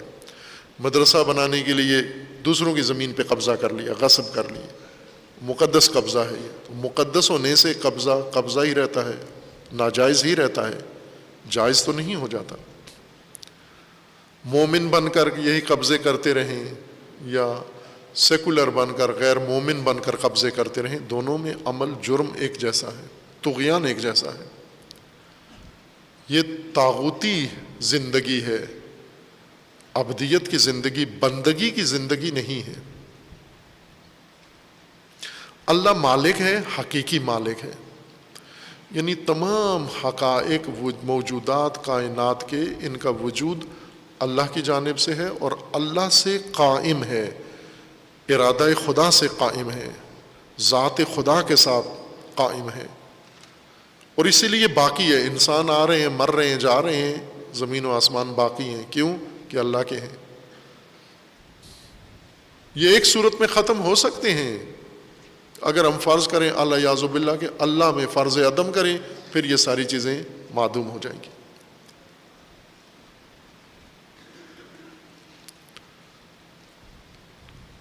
اللہ مالک ہے، اور مالکیت خداوند تبارک و تعالی اس کا جو پہلو اللہ کی مالکیت کا انسان کی ہدایت سے مربوط ہے۔ جس مالکیت کو انسان نے سمجھنا ہے، اور ضروری ہے کہ میں یہ مالکیت اللہ کی یہاں تصدیق کروں، اس میں میری ہدایت ہے۔ اگر میں یہ اللہ کی مالکیت درک کیے بغیر زندگی گزار رہا ہوں، یہ گمراہی ہوگی۔ اللہ مالک ہے یوم الدین کا، ایک ملکیت کا میدان اللہ کا یوم الدین ہے۔ اب یوم الدین میں بھی ہم نے اس کا خود سے مفہوم بجائے قرآن سے معانی لینے کے، قرآن سے معانی لے کے اردو میں قرآن کے معانی فارسی میں منتقل کریں، اردو ہندی کے معانی قرآن میں منتقل کر دیے ہیں۔ یہ ابھی تک جو کام مترجمین نے اور مفسرین نے کیا ہے وہ یہ کیا ہے کہ بجائے وحی سے ہدایت لیتے اور انسانوں کو دیتے، زبانوں میں منتقل کرتے، زبانوں اور تہذیبوں سے اٹھائے ہیں، مطالب اٹھا کر قرآن کو دے دیے ہیں۔ چونکہ ہم اپنی بول چال میں اردو میں یوم دن کو کہتے ہیں، یوم کا ترجمہ دن کرتے ہیں۔ دن رات کے مقابلے میں ایک طلوع شمس کے درمیان جو زمان ہے، اس کو ہم یوم کہتے ہیں، اور یہی ہم نے ترجمے میں لحاظ کیا ہے کہ اللہ دن کا مالک ہے، تو رات کا کون مالک ہے؟ جہاں بھی آپ معنی کریں گے تو ساتھ سوال اٹھے گا کہ دن اللہ کا ہے، راتیں کس کی ہیں؟ آیا راتیں اللہ کی نہیں ہیں؟ کیوں نکال دیا ملکیت خدا سے رات کو؟ یہ اس وجہ سے ہے کہ آپ نے یوم کا مصداق، یوم کا معنی بنا دیا ہے۔ وہ غلطی جو اکثر قرآن فہمی، دین شناسی میں ہوتی ہے روزانہ، وہ یہ غلطی ہے جس کی طرف بارہا پہلے بھی رہنمائی کی ہے، نشاندہی کی ہے اس کی، کہ ہم معانی اور مصادیق میں آپس میں خلط کر دیتے ہیں۔ معانی کی جگہ مصادیق لے آتے ہیں، مصادیق کی جگہ معانی۔ یہ کم ہوتا ہے کہ مصداق کی جگہ معنی لے آئیں، ہمیشہ معانی کی جگہ مصادیق رکھ دیتے ہیں ہم، اور پھر مصداق کو معنی بنا کر پھر خود ہی اس معنی جو ہم نے خود بنایا ہے اس کے اثرات کا شکار خود ہو جاتے ہیں۔ جیسے کرسی، وسع کرسیہ السماوات والارض، اللہ کی کرسی، اس کرسی کو ہم ترجمہ کرتے ہیں، معنی نہیں لحاظ کرتے، مصداق، کرسی کا مصداق جو آپ کے دفتر میں ہے، جو آپ کے کلاس روم میں ہے، جو آپ کے گھر میں ہے، یہ لکڑی کی بنی ہوئی یا لوہے کی بنی ہوئی یا کسی بھی جنس کی بنی ہوئی کرسی، اس کو آپ نے کرسی سمجھا کہ یہ معنی کرسی کا یہ معنی ہے۔ لفظ معانی کے لیے مقرر ہوتے ہیں، لفظ مصادیق کے لیے نہیں ہوتے۔ لفظ معانی تک پہنچاتے ہیں، معانی مصادیق پر تطبیق ہوتے ہیں، فٹ ہوتے ہیں۔ یہ اصول ہے، قاعدہ ہے یہ۔ لیکن اس بیچ میں انسان سے جو غفلت ہوتی ہے، چشم پوشی کرتا ہے، الفاظ اور مصادیق کے درمیان معانی جو اصالت رکھتے ہیں، اصل ہیں، انہیں بھول جاتا ہے، اور الفاظ کے استعمال سے سیدھا ذہن مصادیق کی طرف دوڑ کر چلا جاتا ہے۔ تو اللہ کے لیے کرسی باقاعدہ آپ اپنے علاقے میں جیسی کرسی آپ کے علاقے میں ہے ویسی اللہ کے لیے فرض کر لیتے ہیں آپ۔ اگر آپ لکڑی کی کرسی استعمال کرتے ہیں تو اللہ کی بھی اس طرح بنا لیتے ہیں، لوہے کی ہے تو اللہ کی کرسی اس طرح بنا لیتے ہیں۔ کرسی اس چوکھٹ کے لیے نہیں ہے،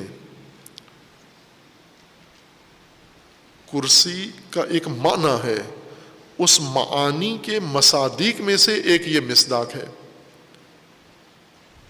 معنی ہے کرسی کا، اس کا یہ مصداق ہے۔ یا جیسے دوسرا لفظ ہے قلم، قلم جو ہی ہم استعمال کرتے ہیں فوراً یہ جس سے ہم لکھ رہے ہیں جو اپنے ہاتھ میں ہے اس کی طرف فوراً ذہن ہمارا دوڑ کر آ جاتا ہے، یہ مصداق ہے قلم کا، معنی نہیں ہے قلم کا۔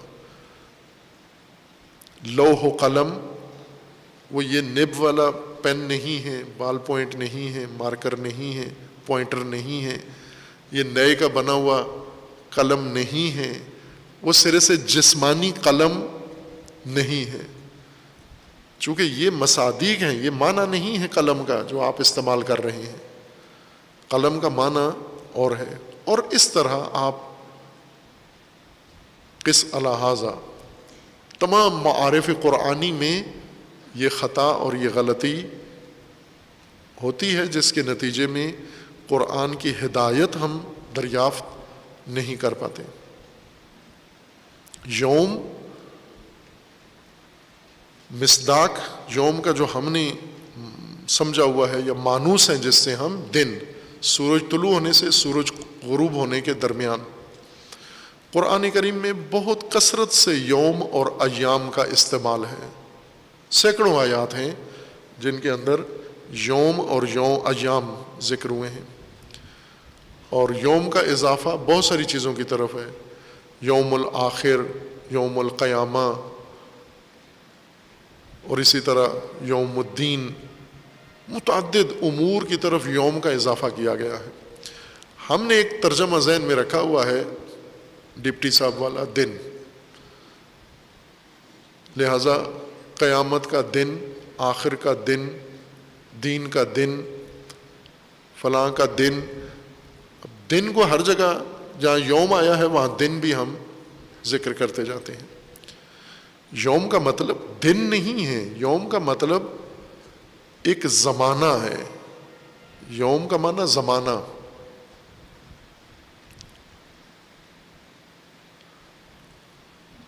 آپ کہتے ہیں نا ہمارے بچپن کے زمانے کی بات ہے، ہمارے دادا کے زمانے کی بات ہے،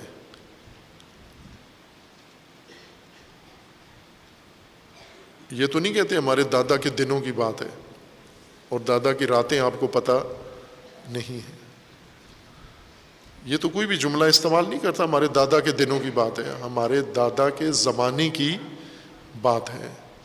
یہ مثلا آپ کہتے ہیں یہ عصر یا زمانہ غیبت،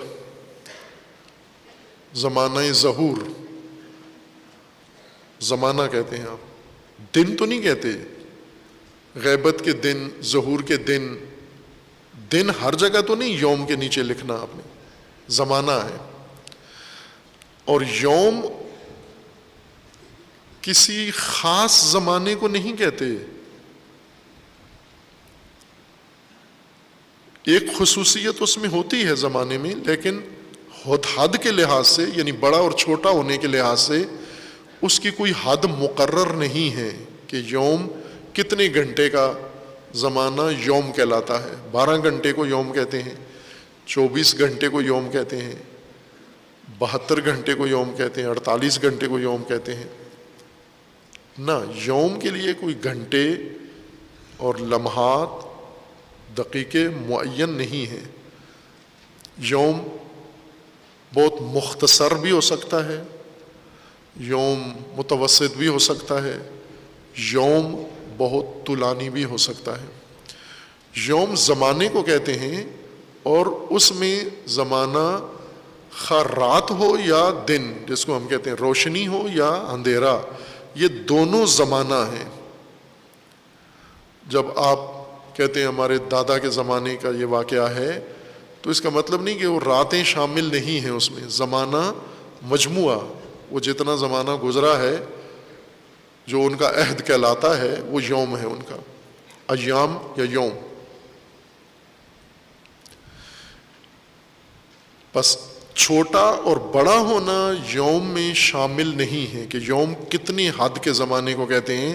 کوئی حد نہ استعمال میں، نہ لغت میں، نہ قرآن میں اس کی یہ حد نہیں. اگر حد بتانی ہو تو ساتھ کہنا پڑتا ہے کہ یہ 5000 سال کا یا 50,000 سال کا یوم ہے. وہ حد الگ سے مقرر کرنا پڑتی ہے کہ یوم ہے، لیکن کتنی حد کا، کتنی مقدار کا ہے. مقدار یوم کے اندر شامل نہیں ہے. یوم کو کسی اضافی لفظ کے ساتھ مقرر کرنا پڑتا ہے کہ اتنی مقدار کا یوم ہے، اتنا لمبا یا اتنا چھوٹا یوم ہے. یوم زمانہ ہے. یہ ایک پہلو ہے کہ اس پہلو سے محدود نہیں ہے، زمانہ مطلق ہے. دوسری خصوصیت، یوم اس زمانے کو کہتے ہیں جس زمانے میں کوئی اہم واقعہ رونما ہوا ہو، کوئی اہم رویداد واقع ہوئی ہو، یا کوئی اہم اقدام اس میں عمل انجام پانا ہو. یہ خصوصیت ہے زمانے کے ساتھ کہ زمانہ مختص ہو جاتا ہے. یوم، جس زمانے کو ہم یوم کہتے ہیں، یوم یعنی اس میں کچھ ہوا ہے. یہ وہ زمانے کی بات ہو رہی ہے جس میں کچھ ہوا ہے یا کچھ ہونا ہے. بس یوم زمانہ ہے، چھوٹا بڑا ہونے اور مقدار کے لحاظ سے اس کی کوئی حد مقرر نہیں ہے. اور یہ خصوصیت اس کی البتہ ضروری ہے کہ یوم اس زمانے کو کہتے ہیں. یوم مطلقہ زمان کو نہیں کہتے کہ یوم اور زمان مترادف ہو جائیں. یوم زمانے کے اس حصے کو کہتے ہیں جس میں کوئی اہم رویداد ہونی ہے، کوئی واقعہ ہونا ہے، کوئی اللہ تعالیٰ کی طرف سے کوئی حقیقت ظاہر ہونی ہے، یا انسانوں نے اور اقوام نے کوئی قدم اٹھانا ہے، یا ان کی زندگیوں میں کوئی اہم واقعہ رونما ہونا ہے. اس کو یوم کہیں گے ہم. جیسے ہم کہتے ہیں کہ پاکستان آزاد ہوا، یوم پاکستان، وہ زمانہ جس میں ایک مملکت وجود میں آئی، یہ یوم ہے.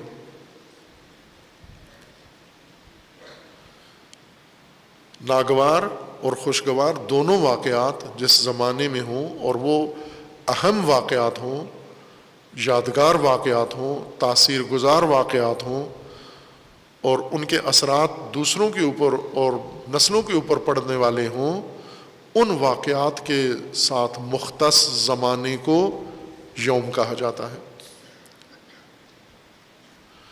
خوب، پس یوم ہم جب ترجمہ کریں یا تفسیر کریں یا سنیں جب قرآن میں، خصوصاً قرآن کے اندر، قرآن کے علاوہ یوم دنوں کے معنی میں استعمال ہوتا ہے. یوں نہیں کہ اب آپس میں جو یوم کہتے ہیں تو اس میں بھی دن مراد نہ لیں. آپس میں جو ہم بات چیت کرتے ہیں یا کتابوں میں پڑھتے ہیں تو وہاں یوم سے مراد دن ہی لیتے ہیں. قرآن کریم میں یوم سے مراد زمانہ ہے. مختصر بھی ہو سکتا ہے، متوسط بھی، لمبا زمانہ بھی، جس میں کوئی اہم خصوصیت ہو اور اہم رویداد اس کے اندر انجام پانی ہو یا انجام شدہ ہو. یوم الدین، یوم الدین کا ترجمہ یہ کیا گیا ہے یوم روز جزا. دین کا ترجمہ جزا، اور روز جزا سے مراد پھر قیامت، کہ اللہ مالک ہے یوم الدین کا، یہ قرآن نے فرمایا ہے، لیکن سمجھا ہم نے کیا ہے، یا علماء نے اور ہمیں سمجھایا ہے کہ یوم الدین سے مراد جزا ہے، یعنی اللہ جزا کے دن کا مالک ہے۔ جزا کا دن کون سا ہے؟ قیامت، محشر، اس دن کا مالک اللہ ہے۔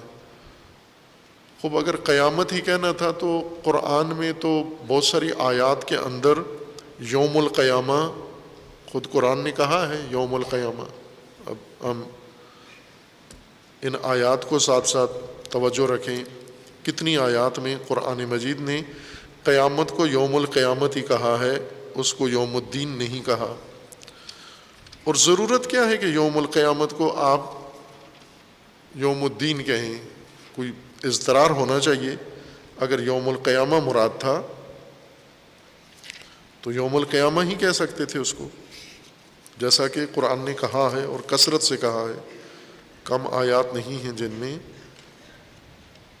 یہ لفظ استعمال ہوا ہے، یوم الآخر اور یوم القیامہ۔ یسأل ایان یوم القیامہ، سوال یہ کرتے ہیں کہ قیامت کا دن کب ہوگا۔ اسی طرح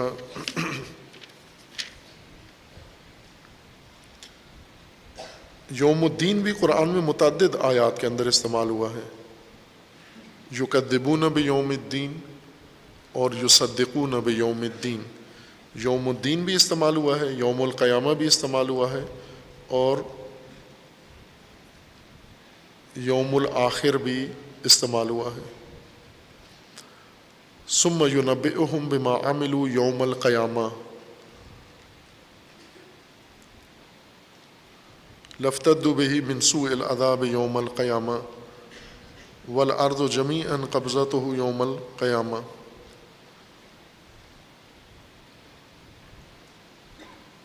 متعدد آیات میں اللہ تعالیٰ نے یوم قیامت کو یوم الآخر بھی کہا ہے اور یوم القیامہ بھی کہا ہے۔ قل ارأیتم ان جعل اللہ علیکم النہار سرمدا الی یوم القیامہ، یوم القیامہ متعدد آیات میں، 20 آیات میں قرآن میں استعمال ہوا ہے۔ یوم الآخر اس سے بھی زیادہ استعمال ہوا ہے۔ تو اب یوم الآخر بھی قیامت کا دن ہے، یوم القیامہ بھی قیامت کا دن ہے، اور دیگر اور بھی خصوصیات یوم القیامہ کی ذکر کی گئی ہیں۔ اس کو یوم کہا گیا ہے، قیامت کے منظر کو یوم کہا گیا ہے۔ اور یوم الدین بھی قرآن مجید میں متعدد آیات میں یوم الدین استعمال ہوا ہے۔ اس کو بھی جہاں یوم الدین ہے اس کو قیامت کا ہی ترجمہ کیا گیا ہے۔ ظاہر دین کے معانی میں سے قیامت نہیں ہے۔ دین کا معنی ہے اطاعت، انقیاد۔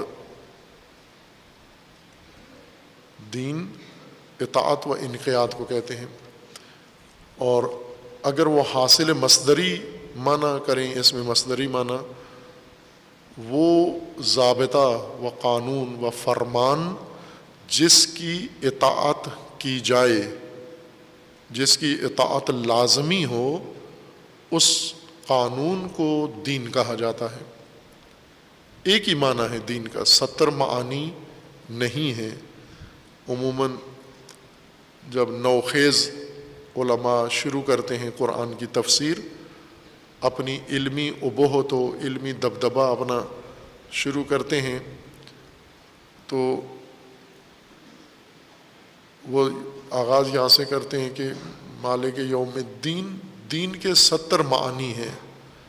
وہ اب 70 ڈھونڈتے رہو، پہلے تو 70 تلاش کرو، کہاں سے ڈھونڈ کے لاؤ، 70 تعداد پوری کرو۔ جب 70 پورے کر لیں گے تو پھر آپ یہ تعین کریں گے کہ اس آیت میں ان 70 میں سے کون سا معنی مراد ہے، اور اس کے لیے کسی نے آج تک یہ معجزہ نہیں کیا کہ 70 میں سے قرینہ ثابت کر کے فلاں معنی مراد ہے۔ ایک معنی مراد ہے، باقی استعمالی معانی لوازم میں معنی ہوتے ہیں۔ جزا و سزا انقیاد اور اطاعت کا لازمہ ہے، جزا و سزا دین کا معنی نہیں ہے، یا دین کے لفظ دین استعمال ہو، دال کے نیچے کسرہ ہو، زیر ہو، دین پڑھتے ہیں، اگر اس کے اوپر زبر ہو تو دین، اور دین کا معنی قرض ہوتا ہے۔ بعض نے یہ کہا ہے کہ دو، ایک دین کا مطلب اگر زبر کے ساتھ ہو دین تو قرض ہے، اگر دین ہو تو اس کا معنی اطاعت ہے۔ نہ، دین ہو دین ہو، یہ حرکات بعد میں اضافہ ہوتی ہیں۔ اصل بنیادی لفظ دال یہ نون، دینا دین دین، اس کا ایک ہی معنی ہے اطاعت اور انقیاد۔ انقیاد اس آمادگی کو کہتے ہیں جو انسان کسی فرمان کو بجا لانے کے لیے اپنے اندر پیدا کرتا ہے۔ جیسے قنوت کا مطلب، قنوت آمادگی اطاعت کو کہتے ہیں، بالکل حاضر ہو کر۔ قنوت ہم جو جس طرح علامہ اقبال نے کہا ہے نا کہ ملا کی اذان اور ہے، مجاہد کی اذان اور، اسی طرح قنوت بھی ملا کا قنوت اور ہے، مجاہد کا قنوت اور ہے۔ قرآنی قنوت قانت اللیل، قانت اللیل جو لیل کو قانت ہوتا ہے، قنوت کی حالت میں لیل گزارتا ہے۔ تو ہمارا قنوت یہ ہے کہ نماز کی دوسری رکعت میں ایک دعا پڑھ دیں ہاتھ اٹھا کے۔ اب بعض تو زحمت نہیں کرتے دعا پڑھنے کی، صرف وہ ہاتھ اٹھا لیتے ہیں تاکہ دیکھنے والا کوئی ہے تو نوٹ کر لے کہ میں نے قنوت پڑھا ہے۔ دعا نہیں پڑھتے۔ قنوت دعا پڑھنے کو نہیں کہتے، نہ ہاتھ اٹھانے کو کہتے ہیں، نہ ہاتھ اٹھا کے دعا پڑھنے کو قنوت کہتے ہیں۔ قنوت تیاری کو کہتے ہیں، آمادہ۔ آمادہ بھی نہ ذہنی طور پر، جسمانی طور پر بھی، اور مکمل طور پر آمادہ ہو۔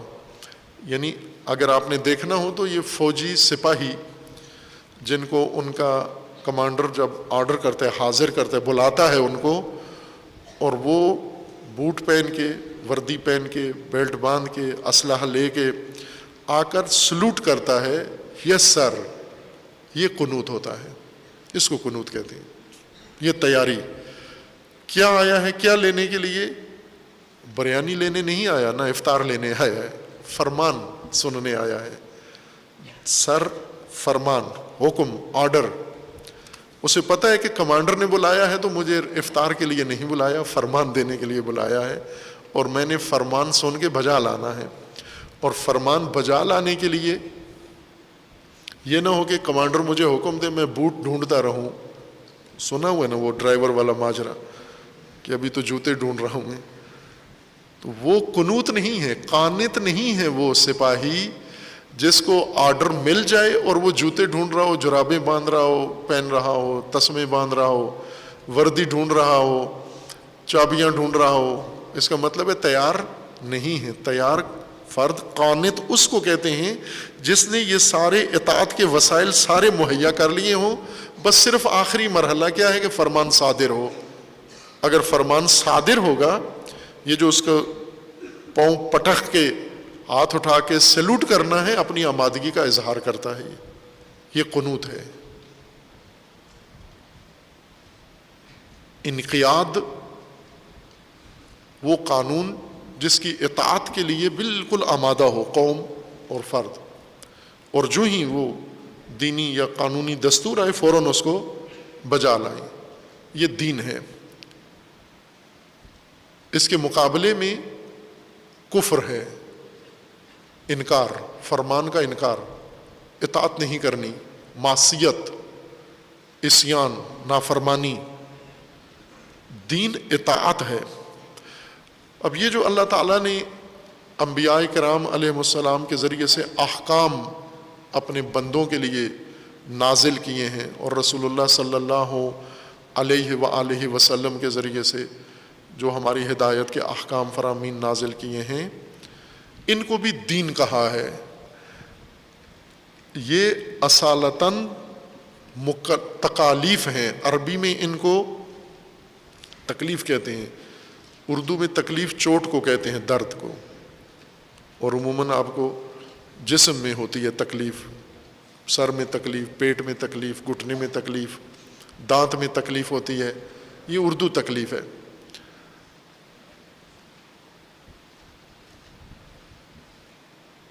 مجھے یاد ہے ہمارے استاد بزرگوار حضرت آیت اللہ العظمہ جوادی عام علی دامت ظلہ العالی ایک ہندی ان کے پاس گئے، پاکستانی، یعنی پاکستانی لیکن امریکہ میں مقیم پاکستانی، جو اب شاید پاکستان سے ان کا دور کا بھی کوئی تعلق نہیں رہا۔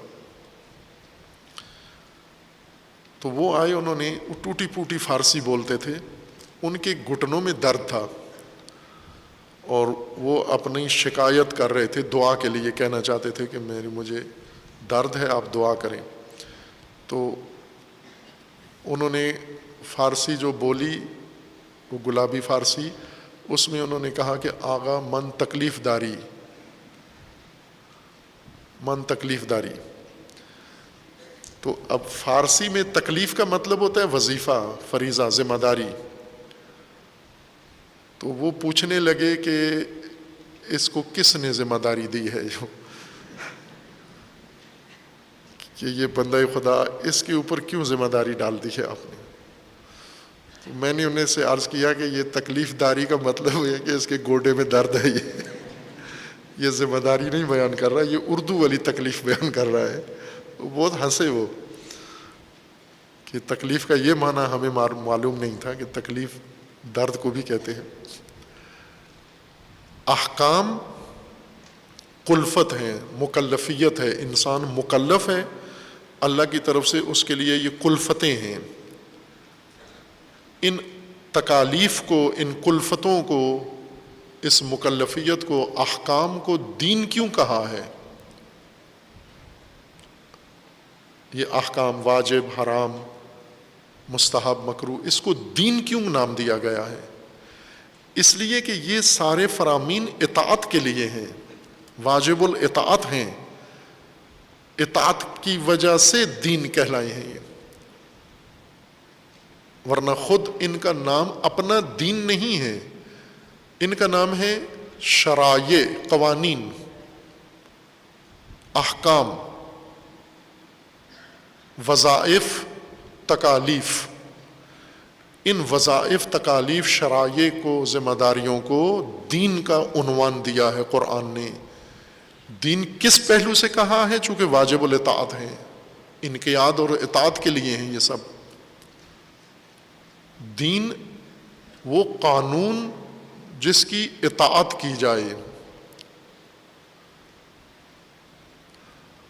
میں نے پہلے بھی حوالہ دیا تھا، ایک مجلس میں عنوان رکھا گیا تھا اسلام ہمارا دین ہے، تو وہ مختصر سا ٹائم تھا 10 منٹ کا، تو میں نے اسی کی وضاحت کی کہ یہ تو بہت بڑا جھوٹ ہے، یہ اسلام ہمارا دین ہے، اسلام ہمارا عقیدہ ہے، اسلام ہمارا نظریہ ہے، اسلام ہمارا مذہب ہے، یہ کہیں ٹھیک ہے، دین کہاں ہے ہمارا؟ دین کا مطلب کیا ہے؟ یعنی اطاعت ہم اسلام کی کرتے ہیں، وہ قانون رائج ہمارے ملک و مملکت کا جس کی اطاعت کی جا رہی ہو، وہ اسلام ہے۔ کہاں ہے اسلام؟ آپ کی عدالتوں میں اسلام ہے؟ آپ کی سیاست میں اسلام ہے؟ کہاں ہے؟ یہ تو دھوکہ اپنے آپ کو دیا ہوا ہے کہ اسلام ہمارا دین ہے، نہیں ہے آپ کا دین۔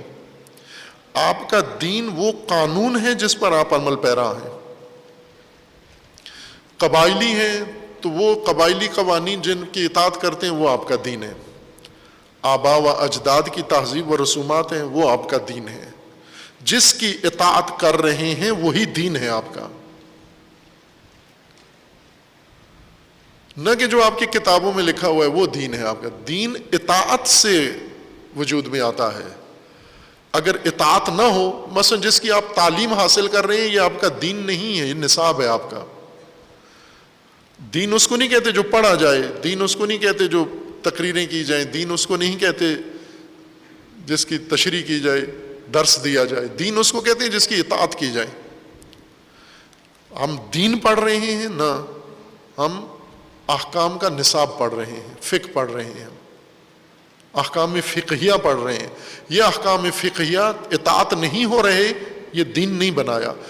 دین اس کو ہم نے بنانا ہے، اللہ نے اسے دین مقرر کیا ہے ہمارے لیے، اور ہم نے اس کو دین اپنانا ہے، قبول کرنا ہے، یعنی اطاعت کرنی ہے اس کی۔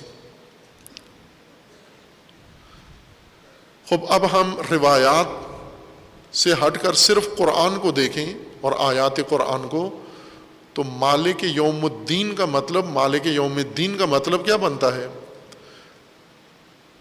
مالک صاحب اختیار، صاحب فرمان، صاحب تصرف، مالک حقیقی اللہ ہے۔ یوم زمانہ، زمانے کا مالک اللہ ہے۔ کون سا زمانہ؟ اطاعت و دین کا زمانہ۔ یہ ترجمہ ہے سیدھا اس آیہ شریفہ کا۔ دین اطاعت ہے، اور وہ فرامین ہیں جن کی اطاعت کی جائے، وہ احکام ہیں جن کی اطاعت کی جائے۔ یہ دین، یہ احکام اگر اطاعت ہو رہے ہیں، اور جس زمانے میں اطاعت ہو رہے ہیں، اور جو نسل اطاعت کر رہی ہے، ان کے لیے یہ یوم الدین ہے۔ اگر اطاعت ایسے زمانے میں ہے جس میں دین ان کا قانون ہے، دین پر اطاعت ہو رہی ہے، دین کا پر عمل ہو رہا ہے، یہ تمہارا یوم الدین ہے۔ لیکن اگر دین تم نے رکھا ہوا ہے لڑائی جھگڑے کے لیے، اطاعت کسی اور کی کر رہے ہو، تو یوم الدین ہی نہیں ہے تمہارا، تو ابھی ایام دین شروع نہیں ہوئے۔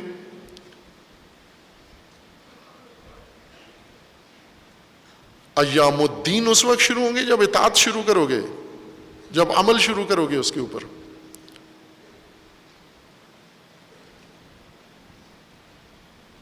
ابھی تو آپ کا زمانہ اطاعت ہے، آیا ہی نہیں ہے۔ اور اللہ مالک ہے یوم الدین کا۔ خوب یہاں انسان کے لیے رہنمائی ہے، بہت باریک نقطہ ہے کہ اللہ اس زمانے کا مالک ہے